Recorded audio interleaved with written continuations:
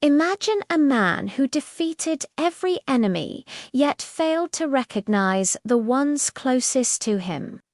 A man who conquered Rome without ever officially becoming king, and a man who could have ruled an empire but instead lost his life in the Senate.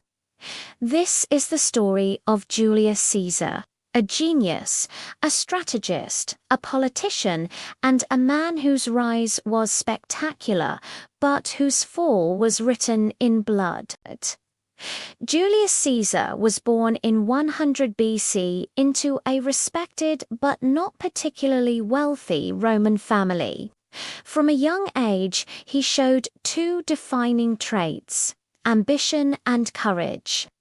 When the Roman dictator Sulla ordered him to divorce his wife for political reasons, Caesar refused. Because of this, he was forced to flee Rome. He had no money, no army, but one powerful thought in his mind: one day I will rule this city. He later returned to Rome, became a brilliant orator, and quickly climbed the political ranks. But Caesar did not want to be just another politician. He wanted power. In 58 BC, Caesar was given command of Roman legions in Gaul, which covers modern-day France and surrounding regions. What followed would become legendary. In less than 10 years, he defeated dozens of tribes, fought in extreme conditions, and crossed rivers, mountains, and borders Rome had never controlled before. But what made him a genius was not just strength, it was strategy. He used surprise attacks, rapid troop movements, and masterfully manipulated both allies and enemies. At the same time, he wrote commentaries on the Gallic War, a masterpiece of propaganda that portrayed him back in Rome as a national hero. Caesar now possessed the most dangerous combination in Rome: fame and army, and the unwavering loyalty of his soldiers. The Roman Senate, fearing his growing power, ordered him to return to Rome without his army. The message was clear: come back as a citizen, not as a commander. Caesar knew what awaited him: a trial, humiliation, and political destruction. Then came the moment that changed history. In 49 BC, Caesar crossed the river Rubicon with his army and declared, "The die is cast."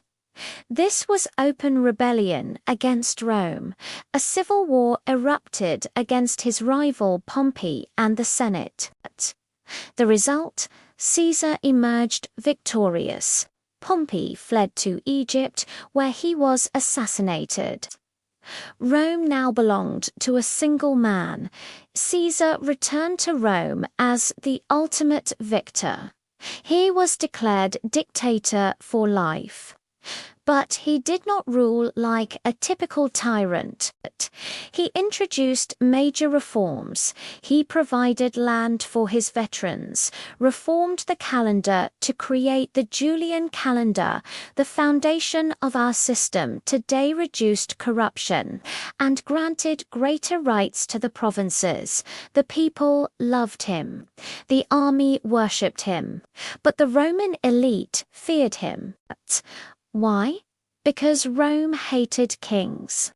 The last Roman king had been overthrown 500 years earlier, and since then, absolute power was seen as the ultimate threat to the Republic, and Caesar, who sat on a golden chair, accepted grand honors and titles, and had statues of himself placed beside those of the gods.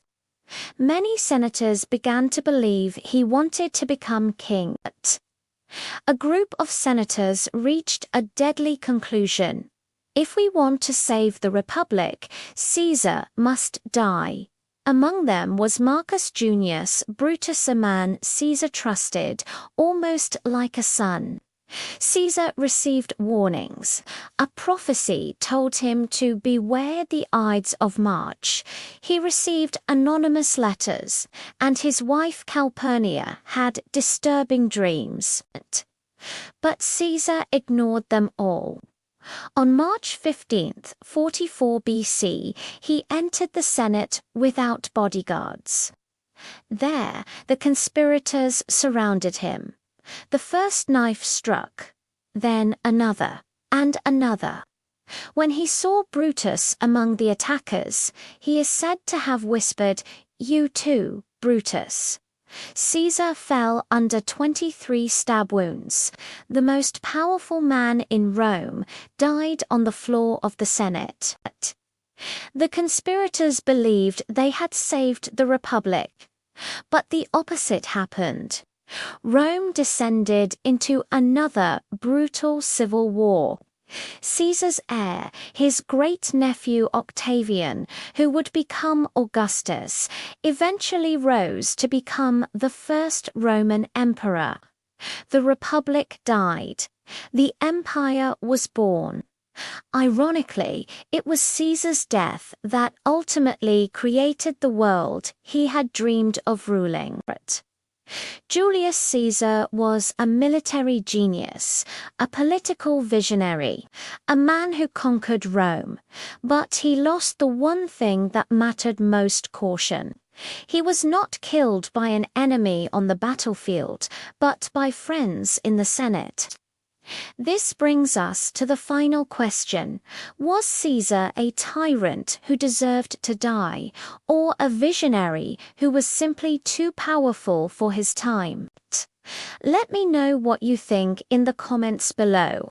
Thanks for watching, and don't forget to subscribe for more stories from history.